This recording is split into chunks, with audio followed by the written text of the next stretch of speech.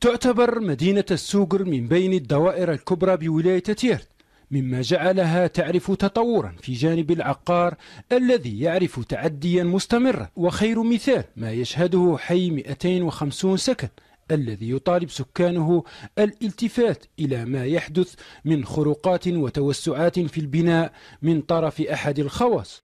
حنا نحوسوا المطلب الوحيد تاعنا وانت السكان كامل يبين لنا السيد هذا لي 2 متر ولا 3 متر اللي دخل في الطريق المخصص للتعبيد دار لابوردير.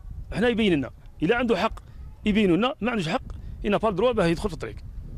وزاد انتهك ثاني حرمات الاشجار. راك تشوف الاشجار اللي ما عندهاش عندها ملك اكثر من قرن. هي قطعه ارض خاصه مولاها سان بريفي، راه يبني في دي لوتيسمون وراه يحوس فيها السكان الحي نهار يحوسوا يعرفوا ليكستونسيون اللي راه زايدها ودخل بها للطريق. يا هل ترى هي من حقه ولا ماشي من حقه؟ مع الاسف السيد كي هضرنا معاه ما داهاش فينا كاع. من جهة أخرى يتساءل سكان هذا الحي عن غياب المسؤولين والمصالح المعنية بمتابعة العقار.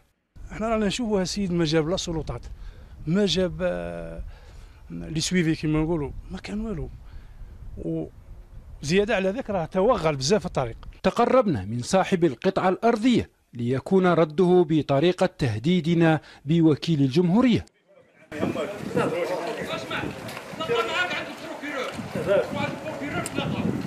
وإلى حين إيجاد حل سريع للقضية يبقى سكان 250 سكن يثقون بالمصالح المختصة للتحقيق وحل هذه القضية في أقرب الآجال.